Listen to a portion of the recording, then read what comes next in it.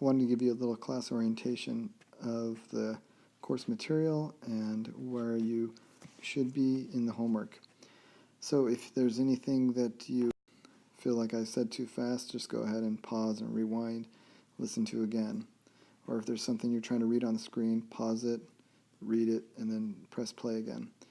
Now, I've gone from the West Hills Lemoore web page to the login. You'll click login, and then you'll put in your username and password. So that's this button right here, and then put in the username and password. Make a mistake, it will take you to an access denied page.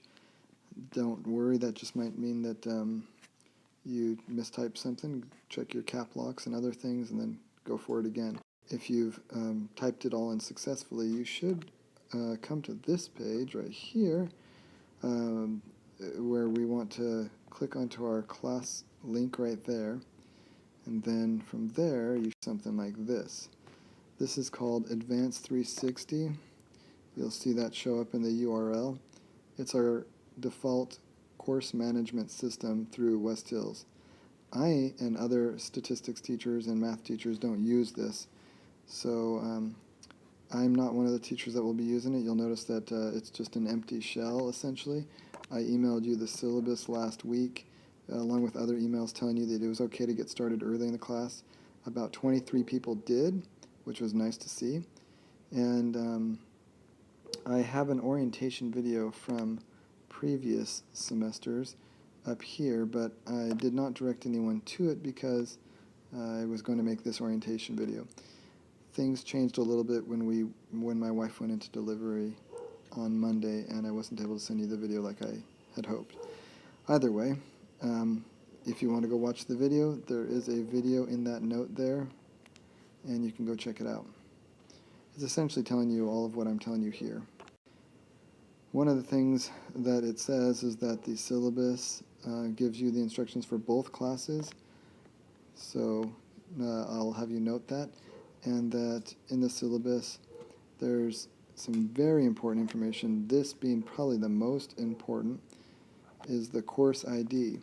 So when you go to My Math Lab, My Stat Lab, Course Compass, whatever, they're all the same. They take you to the same place. So I'll just go ahead and say this one. When you go to My Stat Lab, you'll sign up for our course material, and you'll need this course ID to make sure you create a grade book in my class. You don't have to have a physical copy of the book. You'll notice that I said that the book is online. There is an e-text there. It's not necessarily the best e-text version out there, but there is an app for it, and it works on all devices that I've seen. And if you don't want to use the app, there's an HTML copy of the book. I'll show you all that in a little bit, so don't worry too much. Trying to see if there's anything else on this page I should pay attention to. Here's my email, but I would much rather have us use the discussion board, because then it's not just me trying to answer, it's the whole group effort being made to answer each other. And sometimes an answer is said much better from another classmate than it is by me anyway. Alright, so little point about attendance. First of all, there are 2 dates that we will attend for the midterm and the final, but on this paragraph I wanted to talk to you about attendance with regard to getting your My Stat Lab, My Math Lab content, course material. You have to have that by June 5th. Now, you actually should have already had it. There is a quiz that is due tonight. There's a quiz that's due on that day. So please make sure that you get your course material. Now, you can access it for 14 days for free, so there really isn't a reason why you shouldn't have done that. Then the other important dates here are June 12th, which if you drop the class by June 12th, it won't show up on your record. There won't be a W, there won't be a letter grade, it'll just be as if you never took it. I don't know if you get your money back, though, if you wait that long. July 13th is another important date. That is the day where if you drop by then, you'll get a W, and if you don't, then you're going to take whatever letter grade that you're earning. I hope that we don't have to worry about either of these dates, because I hope that we're just going to take the class, work for an A, earn an A, and be happy with it. Read through all the details of this area in the syllabus. I'm not going through all details. I'm just highlighting a few things in the syllabus here. That's one to highlight, that there is an academic honesty policy that you're all accountable for, like it or not.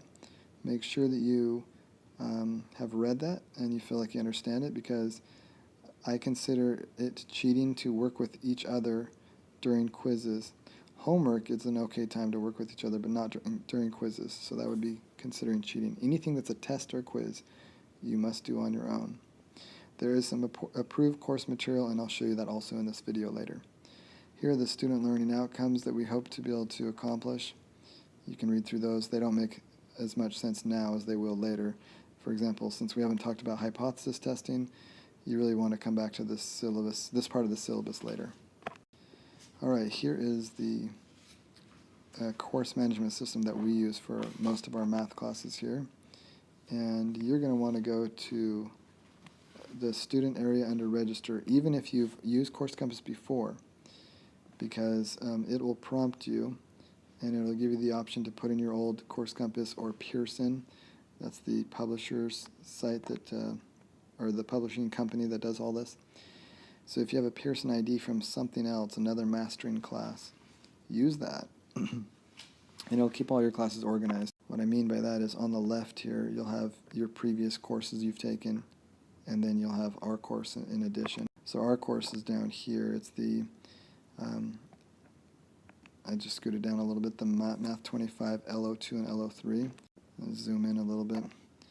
And we have already enrolled 48 students there. Actually, I took this screenshot a while back. I think we now have 57 students.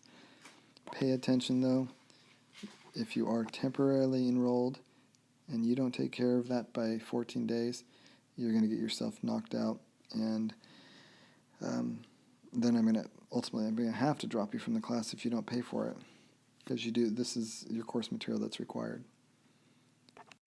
Okay, so logging into the class, you'll see something similar to this, and up here we have the syllabus, we have a pacing guide. The discussion board is really just going to be a link to Piazza.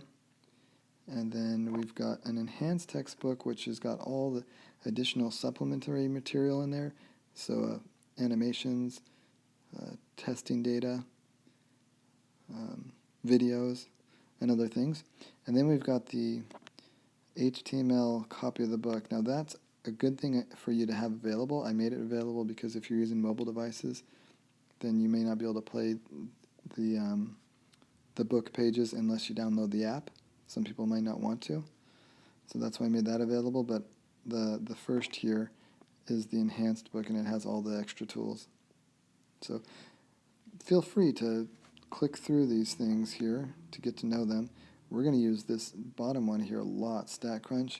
It's one of my favorite tools because it's web-based, and so it's always going to be available when you're working on your homework from any device. A comment about devices you may be working with.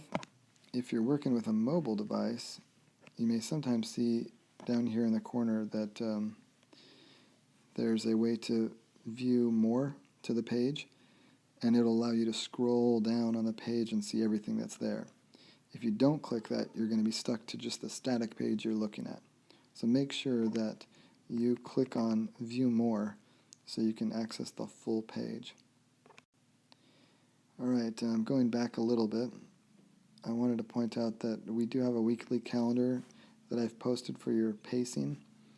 And you may even notice that in the calendar, it tells you what you're supposed to read each day, so your sections to read, and then the homework as well. So I'm assuming it's clear that I want you to read and do that homework each day. I do not want you to let the homework pile up, even though I may have due dates for the homework to be at the end of the week.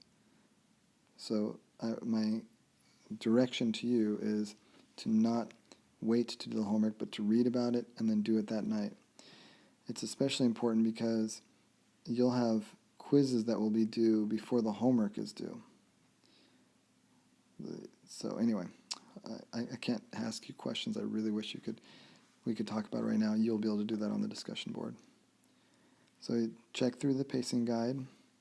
You may have already noticed that I've got a special late opportunity to do Chapter 1 and 2 quiz, but they'll be with 5% penalty.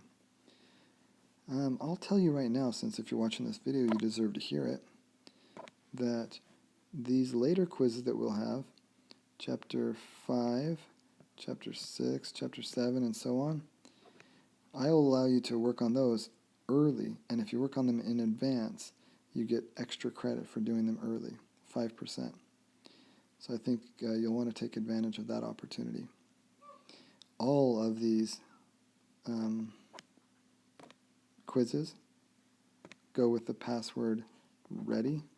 That's capital R-E-A-D-Y.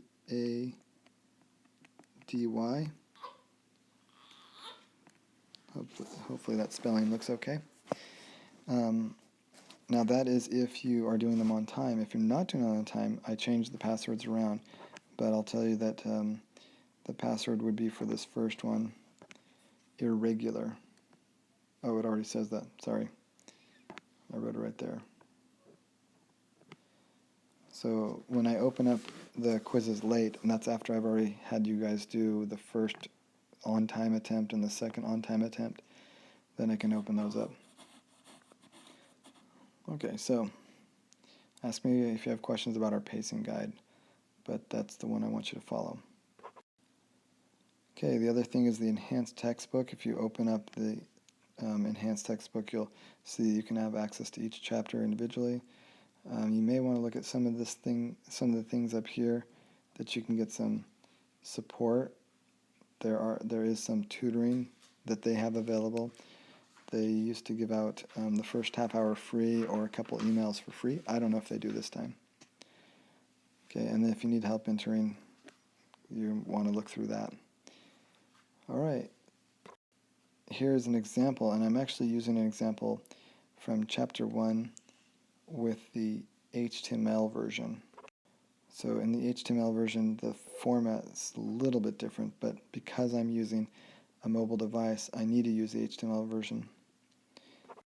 It won't have all of the correct or most accurate notation being used, but right now, especially these first couple chapters, we're not very heavy on the notation. So this is a perfectly fine tool to use.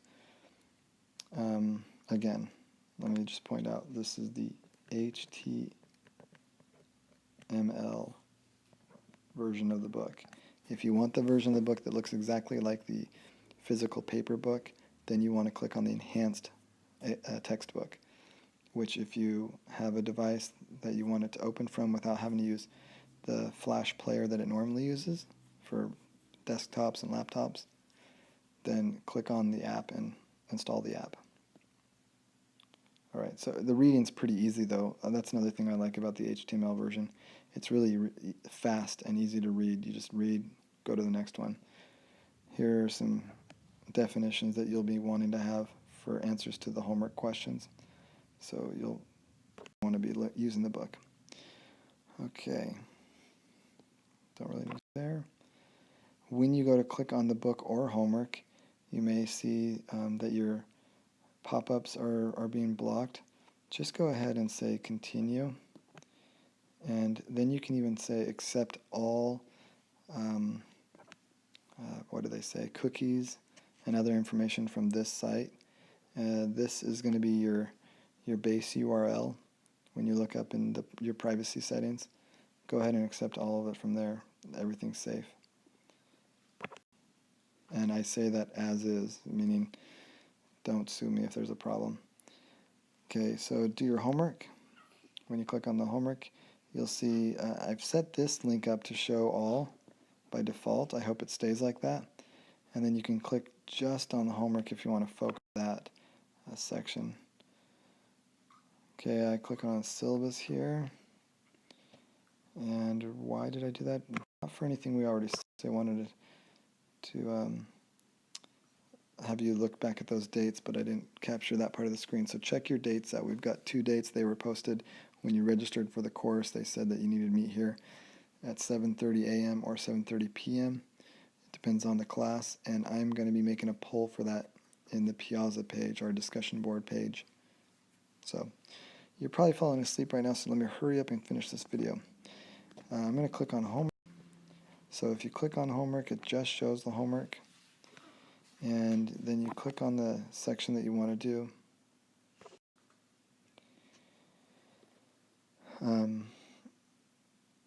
So it has here little icons. If there's an icon that looks like this, like an arrow with a little dotted piece to it, that's an animation. Those are pretty helpful. So they're usually interactive. If it has a little green film strip right here, that's a video. And that means that you're just going to be watching. You're not going to be necessarily being interactive. You can pause and stop and fast forward and turn on closed captioning, but not real interactivity. All right, I'm showing you the format here. We don't necessarily need to answer this question. What does it say anyway? What is a voluntary response sample? Okay, that's a type of sample where people could include themselves in the survey or not, just depending on whether or not they want to respond to some questionnaire or poll. And it does suffer from voluntary response bias. So anyway, this is what the format would look like if you're on a mobile page. It's not going to look too much different, except for instead of having the drop down from here, it would have all of the questions available there, and then the buttons for advancing would be down here to advance and to submit the question and answers instead of up here. What else would be different is all the helps would just be available over to the left, over to the right. So here are an example of some of the helps, and they would be already open. Here's an example of how the questions are accessed. So if you want to navigate through different questions, you can navigate here, and you can see which questions had a video, which questions had an animation.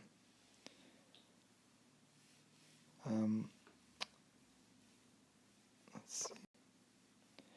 Okay, now I have a Dropbox, and by that I mean Dropbox.com account for us, and if you need me to share it with you, I can share it with you so you can have it accessed or shared into your Dropbox, and then I'll just have to take those rights away from you at the end of the semester. But this gives you access to all the material that I have. This is an example of one of the folders called Approved Forms during the test. And so you'd be allowed to use the statistics symbols card, the StatCrunch card, and some others. And again, I have my pacing schedule over there. The next one I would want to draw your attention to is the proctoring forms, or are the proctoring forms. So again, I mentioned these in the email, and I'll give you information about that. Oh, I should highlight this, which is why I captured it for you. That this is the reason why we have 2 class meetings. Because we had 2 options for this class. This class is not technically available as an online only. It's available as a hybrid.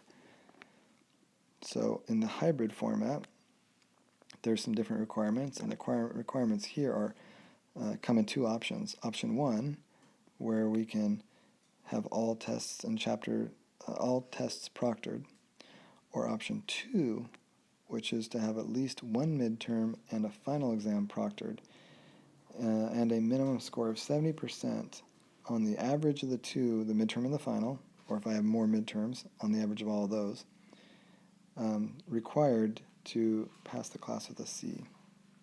So let me draw your attention to that, because that's the option that, as you saw in the syllabus, not in this video, but as you read through the syllabus, you would have seen.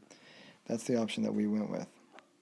So we have a requirement that you have to have the final exam and the midterm proctored, and then your average between those 2 has to be 70%. So each time you do your work, keep in mind you're trying to have mastery, because you're going to show mastery in these tests, and it matters. So don't try to get answers or have someone else do your homework. It's not going to do you any good. Okay, here's an example of the proctoring sheet. I'll send you that out to you more later. You don't need to really look at it now. And then here's an example of the Piazza web page. where we can have discussions. There's a few discussions already going on in there, and I don't see a whole lot of answers, but I'll get back to them. Hello, sir. I'm trying to read my section in the e-text, and for some reason I'm being told I don't have a subscription. That is an important issue that can come up, and I don't have access to fix that.